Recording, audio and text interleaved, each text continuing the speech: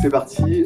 Bonjour à tous. Merci beaucoup d'être nombreux ce matin pour ce nouveau petit déjeuner de la Mobile Marketing Association et de l'IAB sur la publicité mobile.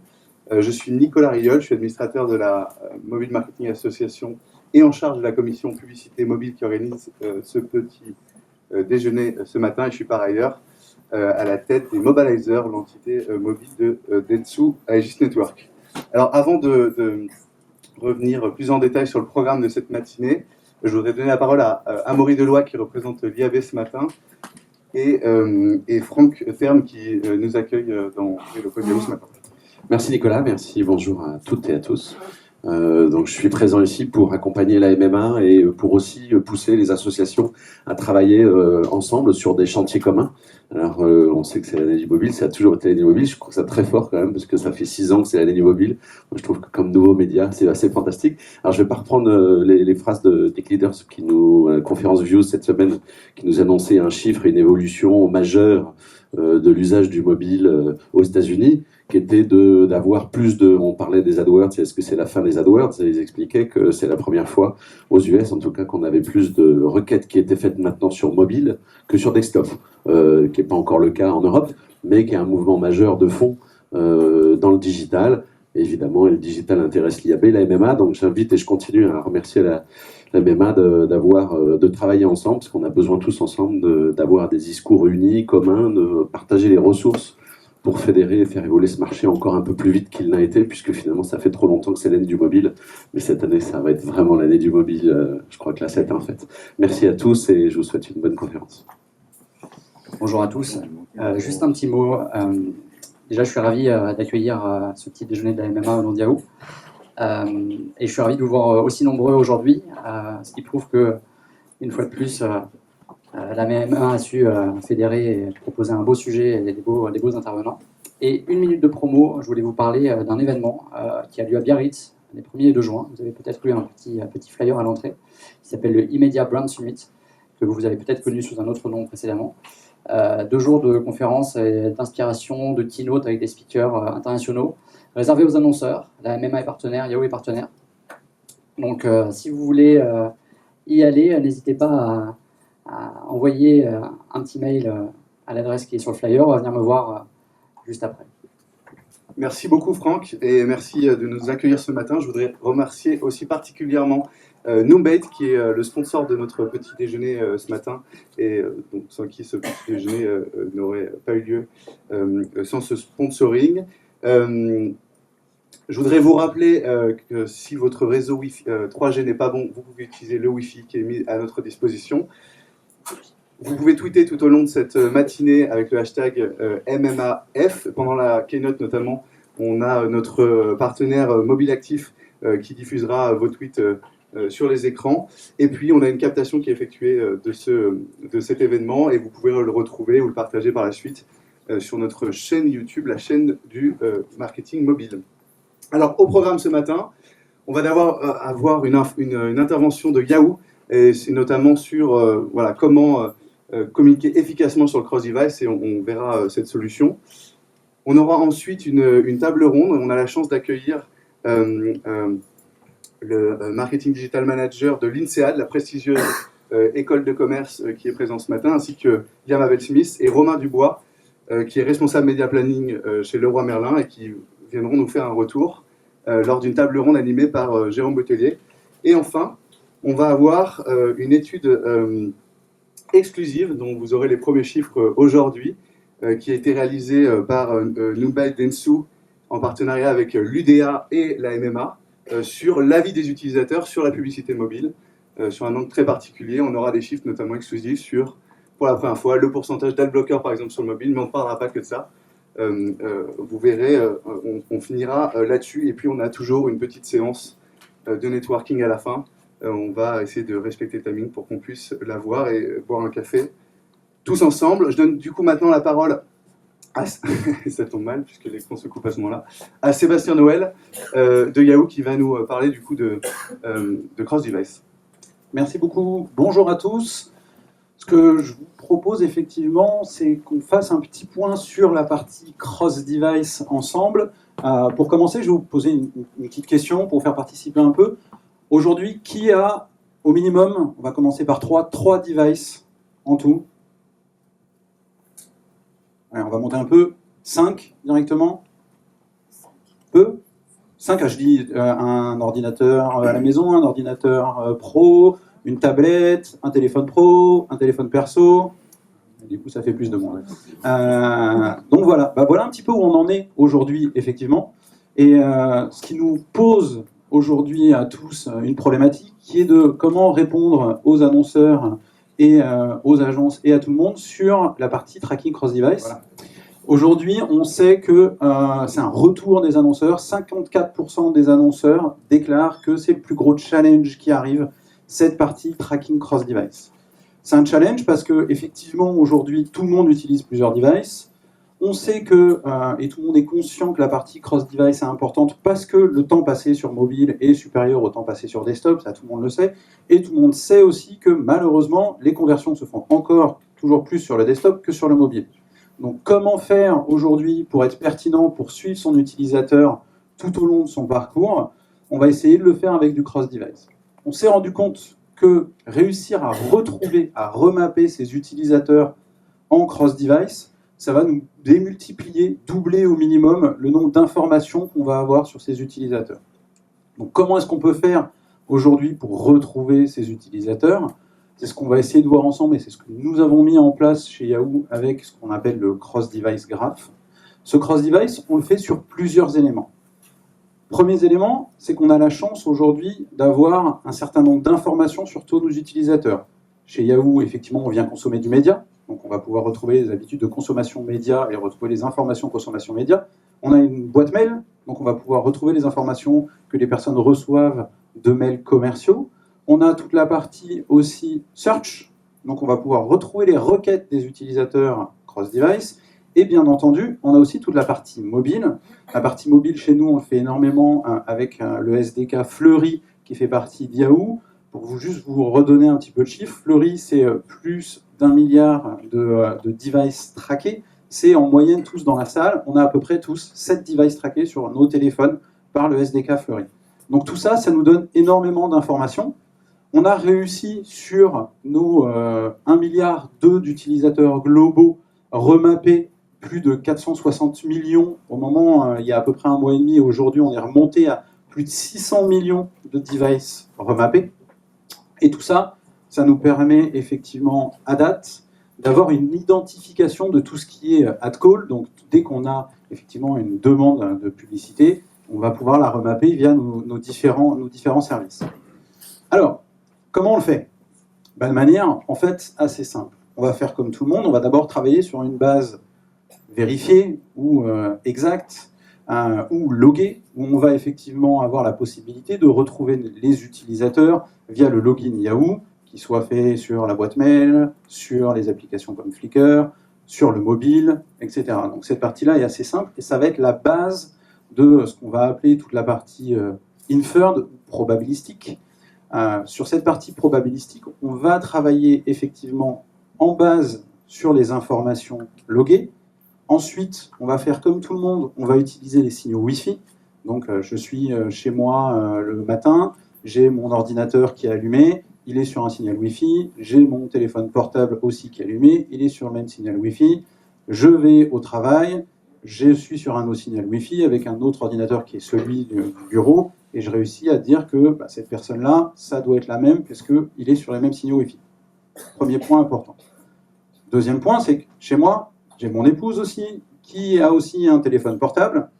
Donc si je ne travaille que sur les signaux Wi-Fi, eh ben, le téléphone portable, je vais me dire, ce user-là, il a 2 devices mobiles. Alors, si je rajoute les tablettes, 3, 4, et quand j'arrive au travail, c'est pareil, j'ai plusieurs devices qui sont connectés à mes signaux Wi-Fi, donc je ne vais pas pouvoir remapper tous les users qui sont chez Yahoo sur signal Wi-Fi Yahoo en se disant que c'est effectivement à peu près le même user. Comment on fait pour avancer sur cette partie-là? Tout simplement, je vous l'ai dit tout à l'heure, on va utiliser toutes les données qu'on a en plus. Donc, la consommation du média. Donc, effectivement, ce que je vais faire quand je vais sur Yahoo, je peux effectivement le remapper. Exemple assez classique, je veux acheter une voiture, moi je fais des recherches sur la voiture, je consomme du média voiture, je reçois dans ma boîte mail des propositions de test drive, j'ai un profil qui est intentionniste automobile pour le moment. De l'autre côté, mon épouse est plus en train d'essayer d'acheter des jouets pour les anniversaires des enfants, donc elle fait plus des recherches là-dessus. Elle va recevoir des newsletters sur cette partie-là, donc on va réussir complètement à différencier les utilisateurs sur les devices. Et c'est là, effectivement, où on va se différencier des solutions soit exactes, soit probabilistes classiques, inferred classiques, en rattachant la consommation média et les habitudes d'utilisateur sur son device.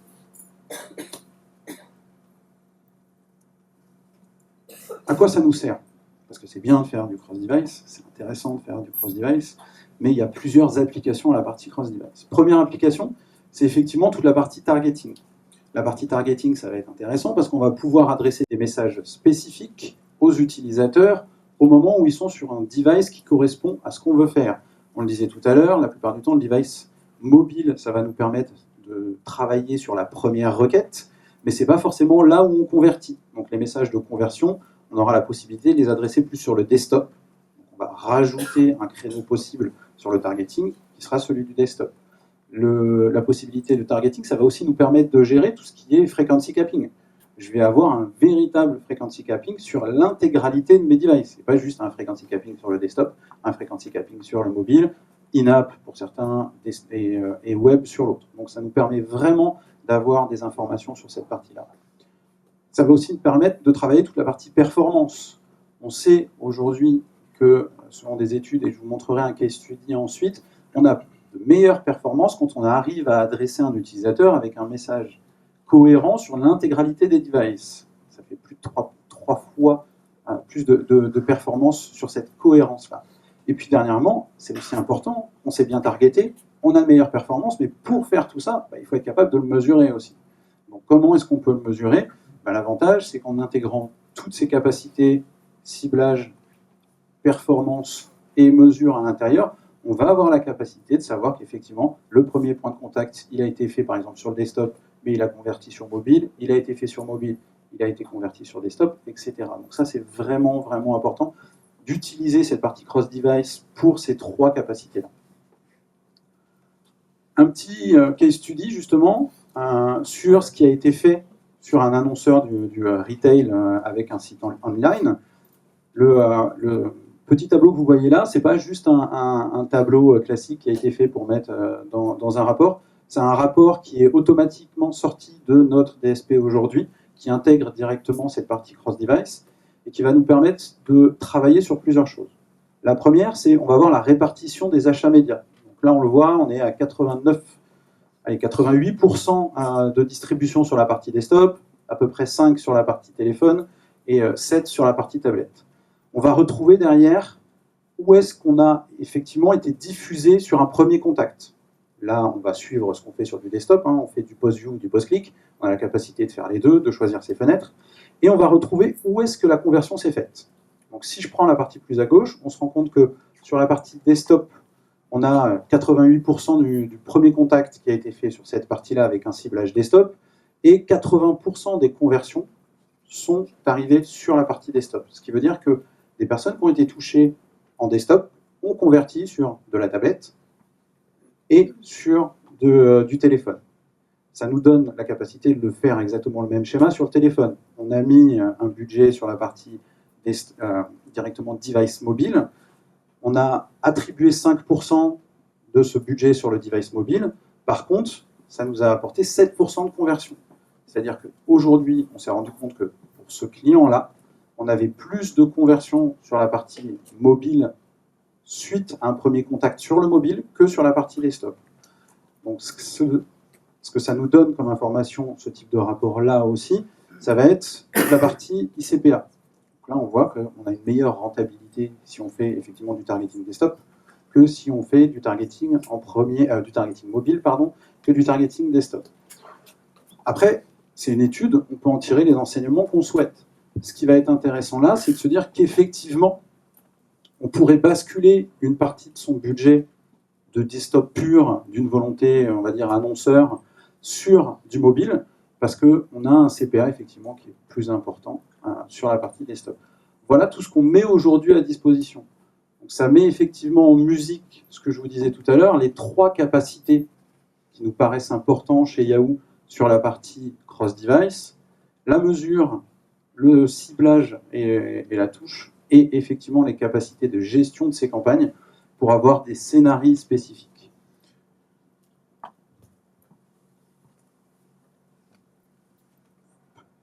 Voilà. Si vous avez des questions, je vous invite à retrouver les personnes de chez Yahoo dans la salle ou moi-même à la suite. Et merci encore beaucoup.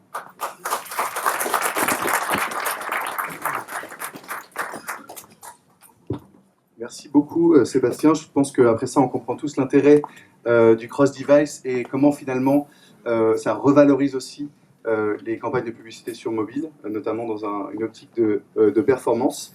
Alors maintenant, ça va être intéressant d'avoir un point de vue annonceur et un retour sur des campagnes qui ont pu être faites. Donc du coup, j'appelle Jérôme Boutelier, qui est déjà présent, donc c'est génial, et donc Liam Smith et Romain Dubois, respectivement de l'INSEAD et du Roi Merlin pour cette table ronde. Bonjour à tous. Bonjour messieurs, installez-vous sur les 2 chaises. Alors après la théorie, on va parler un petit peu de pratique et de retour d'expérience de 2 annonceurs. Merci Liam Abel et merci Romain de nous rejoindre ce matin pour ce petit déjeuner. On va peut-être commencer par un peu plus se présenter. Donc Liam Abel Dubois, on disait que vous êtes Marketing Communication Manager de l'INSEAD. Alors peut-être que tout le monde ne connaît pas cette business school française. Moi je savais que vous étiez en tête des classements français européens, mais je crois même que désormais vous comptez dans la cour des grands. Vous êtes une des plus grandes business schools mondiales. On a été classé mondialement alors, cette année par le Financial Times numéro 1. En 2015, on est passé numéro 1 aussi pour le meilleur retour sur investissement. C'est une école de management qui est basée à Fontainebleau, donc en France, mais aussi on a un campus à Singapour et à Abu Dhabi. Donc on a à peu près 1000 étudiants MBA et encore 1000 exécutifs. Donc voilà, ça c'est sur l'ensemble. Et on me fait des grands gestes pour que vous mettiez bien votre micro devant la bouche. maintenant. Voilà. Donc en tout cas, voilà, pour ceux qui ne connaissaient pas l'INSEAD, près de Fontainebleau, la plus grande business school aujourd'hui de la planète, et elle est au sud de Paris. Exactement. À votre gauche, on est avec Romain Dubois. Bonjour, on va vous confier le second micro. Bonjour. Alors, vous êtes responsable du média planning de Leroy Merlin. Alors, on connaît évidemment cette enseigne de bricolage, mais parlez-nous un petit peu du groupe derrière Leroy Merlin. Alors, le groupe qui est derrière Leroy Merlin, c'est le groupe ADO, qui a une présence mondiale, qui représente 89 000 collaborateurs, qui est l'un des leaders du bricolage dans le monde. En France, Leroy Merlin, c'est 21 000 collaborateurs, 6 milliards d'euros de chiffre d'affaires et une présence physique avec 126 magasins. Très bien, donc deux grands groupes. Alors, peut-être Romain, on va enchaîner. Quelle est votre problématique globale d'annonceur? C'est quoi le questionnement? On sait que vous faites par exemple du parrainage en télévision avec des petits spots du côté de chez vous. C'est quoi votre problématique? Tout simplement attirer du monde en boutique et sur votre site e-commerce? Alors, du côté de chez vous, c'est bien spécifique. Par contre, les plans plurimédias que nous travaillons nourrissent 2 objectifs. À la fois développer évidemment la notoriété de l'enseigne Leroy Merlin, de la marque Leroy Merlin, et au final également de générer du trafic en magasin. On est bien dans une logique de drive to store. Donc store physique et également digital. On peut partager quelques chiffres sur vos investissements médias?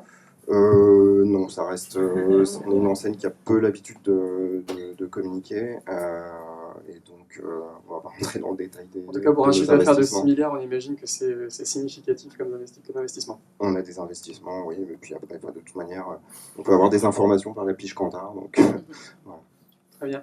Il y a Mabel également, si on parle de problématiques d'annonceurs, vous, la difficulté, c'est d'attirer à vous les profils prêts à payer plusieurs dizaines de milliers d'euros la scolarité à Je pense l'INSEAD. qu'effectivement, c'est un des plus grands défis qu'on a, c'est qu'on cherche déjà des expériences, enfin des personnes qui ont une expérience, qui ont plus de 5 à 9 ans d'expérience. Excusez-moi, j'ai un peu du mal avec le micro, mais je vais y arriver. Aussi, je pense qu'on est une école très internationale, donc on cherche une diversité, c'est-à-dire de cibler des personnes vraiment qui ont eu l'expérience et aussi, on va dire, la nationalité qu'on veut. Ça peut devenir un peu problématique. Aussi, un autre défi qu'on a, c'est aussi par rapport au lead. C'est-à-dire que très souvent, quelqu'un qui a montré un intérêt à l'INSEAD, c'est quelqu'un qui est encore en train de faire des études et qui ne vont pas nécessairement montrer un intérêt jusqu'à 2 ans plus tard. C'est-à-dire qu'effectivement, nous, on prend des informations et ça peut prendre jusqu'à 2 ans avant qu'on voit vraiment le résultat du travail et du budget qu'on aura mis pour trouver cette personne. Alors, peut-être que dans la salle, il y a des gens qui ont 5 à 9 ans d'expérience et qui seraient Écoutez, après, intéressés. vous pouvez venir me parler après si vous voulez. D'accord, en tout cas, on comprend une triple problématique, une dimension internationale, une dimension qualitative et puis un cycle d'acquisition assez long, hein, c'est ça? Exactement, c'est ça. D'accord. Alors, gardez le micro. Donc, on parle d'une problématique globale. Depuis quand investissez-vous sur les médias digitaux et en particulier sur le mobile? Bon, alors là, je pense justement que ça tombe bien. L'INSEAD, en fait, on vient récemment de rechanger complètement le site internet. C'est-à-dire que ça fait uniquement 3 mois qu'on est un site responsive. On est un peu à la traîne, c'est l'éducation. Ne le huez pas, s'il vous plaît. Voilà, comment et donc, en fait, par rapport à ça, tout simplement, c'est que avant, j'avais pas énormément investi dans le mobile. Surtout on faisait les réseaux sociaux, on faisait du AdWords, ça a toujours été les bases. Et ça fait uniquement 4 mois qu'on est vraiment en train de regarder à investir dans le mobile et voir des résultats aussi derrière. En tout cas, le digital et le mobile étaient un levier d'acquisition important pour vous. Vous nous parliez donc de problématiques de lead génération. C'était ça votre stratégie principalement? Je pense que c'était déjà un problème. En retournant vers le cross-device, on a quand même vu avec le temps. On va y venir du cross-device, mais D'accord. si on parle par exemple d'investissement média, vous avez des chiffres à partager ou Non, c'est confidentiel également? on regarde ça, tout à fait. Alors, en tout cas, la majorité de vos investissements se faisaient désormais dans le digital? Dans le digital, maintenant oui. D'accord. Avec donc de l'acquisition de leads, j'imagine Tout à fait. plusieurs milliers de profils chaque année? Tout à fait. D'accord. Et des taux de conversion qui étaient corrects? Qui était correct, on va dire, à part pour le mobile, mais sur l'ensemble, oui, tout à fait, c'était ça. Très bien. Alors, peut-être effectivement, on parle ce matin de cross-device. Vous disiez, vous avez commencé assez récemment à investir sur le mobile. C'était quoi votre principal levier d'acquisition digitale et désormais mobile? Écoutez, uniquement par le mobile, vous voulez dire ou... Globalement. Globalement, c'était évidemment, on faisait par du AdWords. Et après, par rapport aux réseaux sociaux, et on faisait par rapport à tous les. Excusez-moi. Oui, mais c'est ça, Oui, les par rapport. leviers, ouais. À part ça, après ça dépend parce qu'on a plusieurs facteurs. Parce que bon, nous, on a évidemment les applications, mais aussi on organise énormément d'événements. Donc tout ce qui était événementiel, ça c'est vraiment par rapport aux réseaux sociaux. Quand ça vient vraiment pour les applications ou pour vraiment essayer de générer du trafic qui vont venir pour un intérêt vers un programme, là ça va être uniquement du AdWords sur lequel on travaille. D'accord, donc AdWords, on le rappelle, qui est la plateforme publicitaire de Google, concurrente de celle de Yahoo. Mais Ouais. celle de Yahoo était là avant. Hein. Tout à fait. Oui, c'est Yahoo qui a inventé les liens sponsorisés avec Overture, pour ceux qui ne savent pas. Très bien, donc un investissement principalement desktop, puisque votre site n'était pas responsive, hein, c'est ça, et le responsive est arrivé au printemps 2016. C'était quoi à peu près le trafic mobile de ce site? Vous étiez On va dire, pour calculier vous donner des chiffres, en ce moment, on a eu, on va dire, je pense que entre 2013 et 2016, on a eu une augmentation de 35% du trafic mobile. Je ne peux pas vous donner non plus des chiffres exactement de nombre de trafic qu'on a, mais c'est vrai que maintenant, on arrive à 35 à 40% de trafic qui est du mobile. Et évidemment, quand c'était pas responsive, on a vu que le taux de conversion était vraiment limité. Et que maintenant, là, tout d'un coup, et qu'on est en train d'investir, qu'on est en train de voir justement les résultats, il y a une preuve que l'importance du mobile est en train de devenir vraiment nécessaire dans l'éducation, et surtout par rapport à notre site et nos campagnes. D'accord. Donc concrètement, sur AdWords, vous achetiez jusqu'à présent exclusivement du trafic desktop pour un site desktop, c'est ça? Tout à fait, oui. Et donc depuis 2 mois, vous achetez du trafic desktop et mobile pour un site qui est responsive. Je pense que surtout qu'on a commencé à avoir des résultats, c'est-à-dire que même avant que c'était responsif, on avait quand même des conversions mobiles. Donc on s'était rendu compte quand même qu'il y avait une demande, qu'il y avait quand même beaucoup de personnes qui, même du mobile, et qu'on avait un site qui était vraiment très dur à utiliser, il y avait vraiment un engagement. Donc on s'est rendu compte qu'évidemment il y avait une importance d'avoir une présence mobile, c'est normal. Et donc rien que là, maintenant qu'on a un site responsive, on voit les résultats, on voit l'augmentation on va dire des conversions, et c'est vrai que c'est impressionnant. Et c'est pour ça qu'effectivement maintenant on a commencé à investir beaucoup plus dans le mobile, et même en train de regarder à porter peut-être même plus d'intérêt vers une stratégie de mobile maintenant, parce qu'on est aussi arrivé à un point qui, on va dire dans l'éducation, qui on dépense beaucoup, on va dire déjà, niveau AdWords. Le nombre de conversions qu'on a, on arrive même quand on dépense encore, on a du mal à vraiment trouver un levier et voir vraiment une différence. C'est-à-dire que le but en ce moment, c'est vraiment d'essayer de trouver une approche, une stratégie qui va nous permettre d'avoir plus de conversion, d'avoir plus de visibilité. Et on va dire que le marché du mobile, c'était bon, je pense, l'unique marché qu'on n'avait vraiment pas encore pris davantage. Et que maintenant qu'on a le site responsive, qu'on a aussi les nouvelles technologies qui sont en place et des museaux, ça nous permet vraiment d'identifier des stratégies, on va dire, beaucoup plus précises pour atteindre ça. Et on reviendra dans quelques instants sur le retour sur investissement de ces campagnes. Romain, peut-être également un mot sur la partie mobilité. Donc, vous, c'est une approche assez large, hein, parce qu'il faut aussi bien attirer du monde sur votre site e-commerce que d'attirer du monde en magasin. C'est ça votre double problématique? Oui, voilà.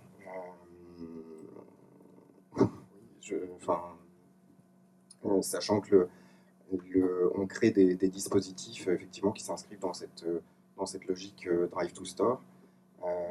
Notre présence sur mobile, elle a maintenant quelques années. Ce qu'il y a, c'est qu'avec le temps, maintenant, on affine les dispositifs et on sert notamment du mobile pour affiner nos ciblages, notamment en programmatique. Alors, vous avez commencé, j'imagine, comme tout le monde, en faisant tourner les bannières sur des marketplaces. Ouais. Donc, vous disiez que vous affiniez votre stratégie désormais. Alors, il faut savoir que pour la petite histoire, on est présent, on a lancé nos premières campagnes massives en digital il y a 9 ans maintenant, avec des sites dédiés. On a commencé à utiliser le digital, notamment pour avoir une approche beaucoup plus ciblée que ce qu'on pouvait faire avec la télé, l'affichage, la radio. Donc là, ce qu'on fait avec le mobile, on est toujours dans cette logique d'être encore plus ciblé. D'accord. Et concrètement, ça passe par... Alors concrètement, un usage massif du dernièrement là, programmatique. on a lancé le programmatique, qu'on appliquait à la fois en desk et en mobile. Alors la petite nouveauté, c'est on s'est servi du programmatique, on a utilisé un ciblage non pas par rapport à un historique de surf, mais par rapport à des déplacements de mobinautes. Et on a essayé de dresser des... Alors effectivement, des oui, profils. vous nous parlez d'une opération que vous avez menée avec, je crois, Mobext, hein, qui appartient Ouais, à Avast Avast. Media. Et donc c'était une campagne très particulière parce que vous souhaitiez cibler des mobinautes utilisant un smartphone dans un magasin de bricolage, ou en tout cas à proximité d'un Ouais, magasin de selon des points bricolage. d'intérêt, ouais. Donc ça, c'était pour les identifier. Ouais. Et ensuite, vous avez souhaité les recibler On les a sur encore un autre device qui Ouais. était leur tablette, hein, c'est Ouais, ça? voilà, ouais, c'est ça, parce qu'on avait des contenus spécifiques inspirationnels qui étaient adaptés au device tablette et pas du tout au mobile. D'accord, donc Voilà. une problématique typiquement cross-device, Ouais. ciblage depuis le smartphone et Ouais. reciblage Ouais, sur tablette. tout à Alors, fait. comment vous avez procédé? Alors, comment on a procédé techniquement les détails, vous pourrez les avoir auprès de l'agence Mobext. Mais l'idée, c'est de passer notamment par les logins sur des sites partenaires, à la manière de ce qu'a présenté Yahoo. Sauf que là, on l'a fait avec des partenaires de Mobext. Ça, vous l'avez fait sans Facebook, sans Yahoo, Voilà, sans sans Google. Facebook, sans Google, sans Yahoo. Donc oui, oui, c'est Votre possible. agence a identifié des profils de mobinautes se situant à proximité Ouais. d'un magasin de bricolage, C'est y ça. compris les Et vôtres. ils ont réussi à réconcilier la donnée et à identifier Voilà, que... un gros travail et- statistique voilà. de compilation des données, et à après fait. un reciblage, donc avec un autre identifiant de terminal, parce que c'est Voilà. pas le même identifiant sur le smartphone et sur la Exactement. tablette, Ouais. et donc un reciblage sur smartphone, sur tablette, Sur pardon. tablette. Vous me disiez que vous aviez des éléments inspirationnels. Ouais, C'était quoi voilà. exactement? Des dispositifs inspirationnels par rapport à l'univers déco notamment, et qui étaient avec notamment des visuels qui sont beaucoup plus, adaptés à la tablette, en consultation tablette qu'en consultation mobile, où on n'a pas les mêmes usages. Le smartphone, on comprend, c'est le terminal qu'on a dans la poche, donc Mm. pour un géotargeting, c'est pertinent. Pourquoi avoir souhaité recibler sur les tablettes? Parce que le moment tablette, le soir, peut-être, est plus propice au shopping? Il y a de ça, oui. Et pourquoi avoir voulu aussi cibler les mobinautes, toujours dans une logique de test and learn. Jusqu'à présent, nos campagnes de retargeting, on les faisait du desk pour le desk, selon un historique de surf. Là, on a eu l'opportunité de tester quelque chose de nouveau qui qui répondait, nous, à nos objectifs, qui étaient de pousser certains contenus. Et donc, on a fait. Oui, c'est ça. Dans cette campagne, vous faites quasiment une croix sur le desktop. En fait, c'est une campagne purement mobile. Un coup sur smartphone, un coup sur tablette. C'était volontaire, oui, tout à fait. Et la dimension cross-device vous a pas effrayé? Parce qu'effectivement, il y a eu un gros travail de l'agence pour analyser et réassocier les internautes. Non, pas du tout, parce que ce qui est intéressant justement dans le digital, quand on lance des dispositifs comme ceci, c'est qu'on mesure assez rapidement le niveau d'efficacité et qu'on voit assez rapidement si on est dans la bonne direction ou pas, en fait. D'accord. Qu'on peut vite corriger. Est-ce que dans le cas de ces deux opérations, on peut parler des retours sur investissement? Quels étaient vos KPI, par exemple, chez Leroy Merlin exactement? Alors nous, le premier KPI qu'on suit au jour le jour, ça va être l'engagement sur site. Et avec ce type de dispositif, il est quand même sensiblement supérieur. Ce qu'on mesurera après par un processus de modélisation avec Avast Media, ça va être l'impact sur les visites magasins. D'accord. Et ça, je peux pas encore. Donc vous avez ciblé en magasin, vous reciblez chez les gens, et après vous allez recalculer les revisites en magasin. Deux allers-retours. Il n'y aura pas d'autres critères peut-être plus héroïstes sur les ventes en ligne, par exemple, parce qu'on aurait pu imaginer que depuis la tablette, on pouvait tout simplement aussi passer commande sur votre site e-commerce ou m-commerce. Non, parce que sur les 6 milliards d'euros de chiffre d'affaires réalisés par l'enseigne et par les 126 magasins, le e-commerce, même si ça représente une part croissante, ça reste marginal, entre guillemets. Et c'est pas sur la logique de vente en ligne directement qu'on pilote nos campagnes. Sinon, sans entrer dans le détail, on ne ferait plus grand-chose. D'accord, donc c'était quand même la priorité, c'était envoyer les gens au point de vente. Ouais, et de ce point de vue-là, donc vous êtes... ça, on pourra le mesurer, l'impact, qui sera, on l'espère, un peu meilleur que les autres campagnes. On pourra le dire d'ici quelques mois. Très bien. L'IMABel, pareil, si on parle un petit peu de retour sur investissement, je crois que vous avez quand même quelques chiffres à partager avec nous. Donc vous disiez que les comportements n'étaient pas forcément les mêmes sur le web et sur le mobile. Qu'est-ce que vous avez pu mesurer de votre côté? Écoutez, moi je pense que la première étude qu'on a vraiment vue, une fois de plus, c'est en comparaison avec le nouveau site internet qu'on a, c'est qu'on avait déjà, niveau cross-device, on avait à peu près 5% des conversions qui venaient grâce au cross-device, c'est-à-dire surtout des personnes qui étaient sur leur portable ou sur leur desktop, et après on fait une conversion sur l'autre, on va dire sur le portable. Ça a augmenté de 11% là. C'est-à-dire que depuis qu'on a le nouveau site internet, bon, évidemment on a vu une augmentation énorme de l'engagement mobile, mais surtout que le cross-device est vraiment devenu maintenant un intérêt qui se porte avec des... Enfin, on va dire que c'est une mesure qui nous permet vraiment d'avoir une belle visibilité, que nos utilisateurs, effectivement, ne sont pas uniquement sur les desktops. Je pense que dans l'éducation et pareil dans cet aspect digital, on a toujours cru que les utilisateurs, c'était quelqu'un qui était sur leur desktop en train de faire des recherches, qui s'intéressait, on va dire, à regarder plusieurs écoles. Qu'en fait, pas du tout. C'est aussi des personnes qui n'ont pas nécessairement le temps de s'asseoir, qui sont toujours en train de bouger. C'est des personnes qui ont très souvent du travail, on va dire, qui se déplacent dans des pays différents et qui utilisent énormément leur portable. On imagine qu'ils sont suréquipés en termes de mobile. Tout à fait. D'accord. Ouais. Donc, à partir de là, je pense que, on va dire par rapport à un KPI, c'est vraiment qu'on a compris d'une comportementale qui venant de nos utilisateurs que le mobile est en train de devenir vraiment, on va dire, un facteur important pour niveau engagement. D'accord. Vous appuyez donc sur l'outil de Google, sur AdWords, pour suivre aussi les différents profils, c'est ça? Vous êtes dépendant un petit peu de leur outil, mais ça vous Pour l'instant, oui, pour l'instant. Et vous testez d'autres plateformes? Je pense qu'on est, une fois de plus, c'est que le début pour nous, donc c'est très récent. Là, on est vraiment en train d'essayer de voir et comprendre quelles sont les mesures qu'on va pouvoir prendre en compte et quelle approche on va pouvoir faire pour évoluer. Donc, pareil, autant que ce soit le cross-device ou nos approches, on va dire, de marketing digital, autant mobile que desktop, que tablette, c'est vraiment quelque chose sur lequel on est en train d'évoluer. On est en train de comprendre l'importance, on est en train de vraiment identifier les points forts. Et évidemment, pour nous, je pense que c'était vraiment un moment... enfin, on est vu au résultat, le cross-device, c'est quelque chose qui nous a vraiment prouvé qu'il y a vraiment un intérêt et qu'on va devoir vraiment travailler pour ça, sur ça, on va dire. Oui, parce que vous nous parliez d'un cycle d'acquisition très long, hein, c'est ça, parfois 2 ans. Donc en fait, si vous démarrez vos campagnes aujourd'hui, vous n'aurez peut-être le résultat final qu'en 2018, si je comprends bien. C'est bien ça, oui. C'est bien La ça. difficulté. Donc c'est une des difficultés. Donc c'est vrai que c'est. Vous avez des KPI intermédiaires comme les taux de Voilà, c'est le taux de CPA, hausse, donc, voilà, exactement par rapport au CPA. Aussi, on essaie de mesurer des budgets, on essaie de regarder où est-ce qu'on peut investir, comment on peut porter un intérêt envers nos programmes. On organise aussi énormément d'événements. Donc, une fois de plus, c'est vrai qu'il y a quand même d'autres campagnes qui sont essentielles, à part juste on va dire les admissions. Et c'est une fois de plus, le mobile, ça devient vraiment une nécessité pour nous et que le marketing mobile, c'est en train de vraiment, on sait tous que c'est important, mais je pense que là, ça a vraiment donné une importance pour nous dans l'éducation aussi.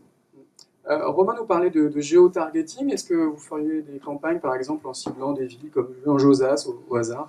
Je pense que les JO, Ceux qui connaissent, il y a une autre école de management de ce coin-là. Après, bon, il y a toujours des options, c'est vrai que c'est possible.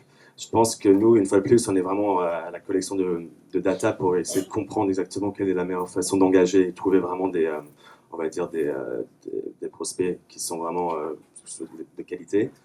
Donc, on fait des tests différents. Je pense qu'on est toujours dans cette approche, on va faire des tests, donc on peut faire de la géolocalisation et essayer de trouver vraiment des prospects vraiment d'une ville ou d'un endroit précis, parce qu'on sait effectivement que c'est là-bas qu'il y a les écoles qui ont la réputation, qu'il y a aussi les industries qui sont posées là-bas. Mais une fois de plus, c'est que des tests. Pour l'instant, on a vu beaucoup plus de résultats à targeter que des pays plus que des villes. Et dans tous les cas, vous vous appuierez sur les outils de Google qui permettent effectivement un retargeting cross-device assez facile. Une fois de plus, ça c'est pour le moment. Donc je pense que c'est que le début. On va voir où on va évoluer par rapport à ça. Tout dépend des résultats, je pense, dans l'année qui va venir. Vu déjà qu'on a cette augmentation de 11%, je pense qu'on va commencer à se pencher à regarder d'autres technologies, d'autres possibilités pour traquer ça aussi. Ça sera quoi votre prochain test? Bonne question. Pour l'instant, c'est encore trop tôt pour savoir. Je pense qu'on est vraiment en ce moment à regarder les mesures et comprendre que le mobile est important. Moi, en ce moment, je me focalise vraiment à essayer on va dire, à donner la meilleure expérience à l'utilisateur. C'est-à-dire comprendre que notre site internet, il est optimisé, effectivement, il est responsive. Mais est-ce que quelqu'un, par exemple, un utilisateur qui vient avec leur portable, on leur donne suffisamment d'informations? On essaie de comprendre si les campagnes en ce moment, on devrait se focaliser uniquement sur des campagnes mobiles pour on va dire, pour des programmes précis, ou si on doit vraiment faire que tout soit, on va dire, mobile et desktop, et c'est-à-dire de monter nos bids, on va dire nos bidding qui est en ce moment à peu près à 50% pour le mobile. Je pense qu'on est vraiment dans une découverte, on va dire. La moitié de votre investissement digital se fait déjà sur le mobile. Pour le AdWords. D'accord. C'est-à-dire qu'avant, Oui, vous n'êtes pas si en retard que ça. On y arrive. Je pense qu'une fois de plus, voilà, je pense que c'est vraiment une image pour nous, c'est vraiment dans le futur. On est en train de vraiment regarder, essayer de comprendre l'importance. On voit effectivement qu'il y a vraiment, ça porte vraiment un intérêt envers nous, et que maintenant on essaie de comprendre quelle va être la meilleure approche pour continuer dans cette direction. D'accord, il faut penser cross-device et du coup, ça c'est sûr. tout reste à imaginer. Romain, un peu même question. Si vous êtes satisfait par cette première opération menée avec Mobext, est-ce que ça vous donne aussi d'autres idées pour la suite? On pourrait imaginer tout simplement cibler les mobinautes en point de vente sur leur smartphone, peut-être ceux que vous aviez identifiés au préalable sur leur tablette, faire l'aller-retour. Faire le chemin inverse, oui, pourquoi pas. C'est vrai qu'aujourd'hui, nous, la pub, aller faire la pub sur mobile, c'est pas quelque chose sur lequel on investit le plus. On investit quand même, mais on investira plus quand on sera capable aussi de faire des formats qui soient beaucoup plus respectueux et qui apportent une expérience utilisateur qui soit moins catastrophique que celle d'aujourd'hui. De quoi parlez-vous? La pub sur mobile, je ne sais pas ce que vous en pensez. Vous la trouvez un peu trop intrusive, c'est ça? On peut demander l'avis. Vous ne connaissez sans doute pas les solutions native advertising de Yahoo? Justement, ça je pense que c'est effectivement l'avenir, mais globalement... Ne nomme pas, je fais des gaffes. Là. Mais effectivement, oui, ça fait partie des formats intéressants, mais c'est pas ce qui est majoritaire aujourd'hui. En tout cas, vous allez travailler sur d'autres opérations prochainement en cross-device? Tout à fait, oui, bien sûr. Mais c'est que le début, puisque je dirais même c'est la suite logique des campagnes, notamment en programmatique, c'est d'aller retoucher la personne au bon moment, sur le bon device, avec le bon message. On sent que c'est des environnements assez complexes à appréhender. Est-ce que de votre côté, vous êtes parfois un petit peu noyé par la masse d'informations et du coup, vous n'avez peut-être pas encore pris conscience de tout ce que vous pouvez tirer de ces environnements? Probablement. Après, tout dépend des objectifs de chaque enseigne. Le tout, c'est d'avoir les bons KPI. Les bons partenaires aussi. Et les bons partenaires, voilà. Et je pense qu'après, le tri dans l'information se fait naturellement. Avec Abbas, hein, vous avez réussi à faire un ciblage sans passer par les grands fait, géants ouais. américains. Ça serait quoi à l'avenir? Vous souhaitez maintenir cette stratégie ou tester les deux approches? On verra selon les opportunités, surtout selon nos objectifs, on choisira les solutions les plus adaptées par rapport à notre stratégie. Donc je n'ai pas de réponse type à apporter aujourd'hui. Plus performante. En tout cas, ouais, on évoquait probablement demain du ciblage en point de vente. On peut imaginer beaucoup de choses aujourd'hui pour les clients Leroy Merlin. Oui, de plus en plus, notamment effectivement la pub géolocalisée, effectivement. Ça Liemabel, donc vous n'étiez pas accompagné par une agence, hein, je ne crois pas, dans votre stratégie d'acquisition. Si, on a rentré à des agences aussi. Ah d'accord, ok. Mais ça vous effraie pas, cette multitude d'environnements et cette relative complexité des plateformes publicitaires avec le cross-device? Non, pas Il n'y a nécessairement. pas une complexification selon vous? Je pense que c'est, comme vous dites, c'est par rapport au KPI, donc il faut vraiment savoir quelle direction on veut et quel est le but derrière. Je pense qu'effectivement, il y a quand même énormément d'informations, il faut savoir filtrer, il faut savoir organiser. Mais voilà, une fois de plus, le marketing digital, il faut comprendre que c'est plus un seul chemin, il y en a plusieurs. Il faut pouvoir les identifier, il faut pouvoir comprendre pourquoi, et il faut pouvoir les mesurer. Donc après, effectivement, je pense qu'il y aura toujours énormément d'informations. Il y aura des objectifs différents d'une entreprise à l'autre, et c'est de vraiment comprendre quelle est l'opportunité pour nous. C'est comme moi j'ai parlé par rapport à l'INSEAD, c'était pas évident pour nous que le mobile était vraiment quelque chose d'important pour que quelqu'un allait envoyer une application en disant bah, je vais le faire de mon mobile. Quand vous dites une application, c'est une inscription. Une inscription, excusez-moi, tout à fait. Donc voilà, c'était pas évident. Et là, on se rend compte que si, que ça se fait beaucoup plus et que c'est en train d'augmenter. Pareil, on voit que les personnes s'en renseignent et après, ils vont faire une autre action avec leur mobile. Donc nous, il faut le mesurer, il faut comprendre et il faut vraiment l'intégrer dans nos stratégies. C'est ça, donc il y a une partie apprentissage en fait, tout à fait. En fait, de ces cadres dirigeants. Bien sûr, même le cross-device au début, c'était même pas. C'est sorti quoi? C'est sorti en 2015, je crois. Et l'option, bon, on l'active sur AdWords, ça prend 3 secondes, et tout d'un coup, je me suis rendu compte qu'il y avait ces conversions qui apparaissaient par rapport qu'on n'avait même pas traqué avant. Ah oui, donc c'était vraiment parce que vous ne le mesuriez pas, on avait des estimations. Pas voilà, on avait les estimations, donc on a les estimations de conversion, donc on avait vu qu'il y a un certain nombre de conversions qui étaient estimées, mais vraiment voir le chiffre qui venait de, on va dire, de cross device, c'était absolument énorme. Et là, on voit évidemment que ça devient une nécessité pour nous dans notre approche digitale. Une évidence, ouais. Tout à fait. Pareil, Romain, c'est une évidence le mobile. Faut le remettre. Oui, ça le sera de plus en plus avec, je pense, des formats beaucoup plus vertueux pour l'utilisateur. Ouais. C'est un appel pour des bannières moins intrusives. Pour des formats qui soient qui proposent une expérience utilisateur qui soit pas comment dire contraignante comme aujourd'hui. Je pense que il n'y a pas une personne dans la salle qui se soit pas énervée un jour sur son smartphone en lançant une appli ou en allant sur un site parce que il n'appuie pas sur la croix au bon endroit, parce qu'il lance son appli et puis il n'y a pas ce qu'il veut, parce qu'il se prend un interstitiel. Il me semble que le président monde de l'IAB s'est exprimé là-dessus cet hiver et sur la nécessité évidemment de réinventer les formats. Il est 9h43, on a un tout petit peu en avance sur le planning, mais peut-être qu'on peut déjà faire un mot de conclusion. Qu'est-ce qu'on fait? On va conclure. Alors, à tous les deux, peut-être effectivement un mot de conclusion. On a déjà beaucoup parlé, mais Romain, le cross-device, ça vous permet de penser autrement votre stratégie d'achat d'espace et bien maîtriser cette mesure, d'être beaucoup plus agile, beaucoup plus performant. Oui, et puis c'est surtout d'être toujours beaucoup plus fin. Le digital a apporté pour nous, annonceurs historiques avec des médias historiques de masse, cette possibilité d'être toujours plus fin dans le ciblage. Le cross-device et cette notion de géolocalisation nous permet d'aller toujours plus en finesse. Oui, puis imaginer des scénarios très sophistiqués. Oui, de plus en plus sophistiqués. Intégrant la géolocalisation, intégrant des temps différents d'usage des écrans. Donc une vraie sophistication de votre stratégie d'achat d'espace. Tout à fait. Pour peut-être un jour voir du côté de chez vous, sur sur votre smartphone ou votre tablette. Voilà, oui, pourquoi pas, hein, tout est envisageable, Très bien. Et on invite évidemment l'audience à aller faire ses courses chez Leroy Merlin ce week-end. bien sûr. Quelles sont les nouveautés en ce moment? Euh, Le rayon jardinage, je crois, est assez bien fourni. Voilà, c'est la saison un peu partout. Donc, N'hésitez pas à aller chez Leroy Merlin pour vous acheter des jardinières. Mamel également, un mot de conclusion.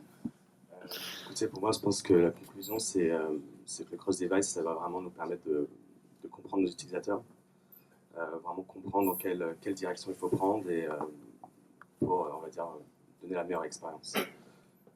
Une fois de plus, c'est très tôt, on va voir comment ça va évoluer, mais c'est un outil qui va devenir essentiel, je pense, et qui a encore, on va dire, du progrès à faire, parce qu'on est quand même limité. Il y a encore une limitation que quelqu'un doit être, on va dire, comme le cross-device Google, il faut quand même avoir un compte sur Google, etc. Je pense qu'il y a encore du travail à faire, mais sur l'ensemble, ça va devenir une mesure essentielle pour nous. En tout cas. Voilà, une vraie prise de conscience et une montée en puissance au cours des prochains mois, en tout cas pour l'INSEAD. Puis peut-être également la petite minute promo, donc vous le disiez à toutes les personnes qui veulent faire un MBA, il n'y a pas d'hésitation à avoir. Il faut. C'est un numéro 1 au monde, donc profitez-en, je suis ici, venez me parler. En plus, c'est pas très loin de Paris. Merci en tout cas à tous les deux pour votre témoignage ce matin.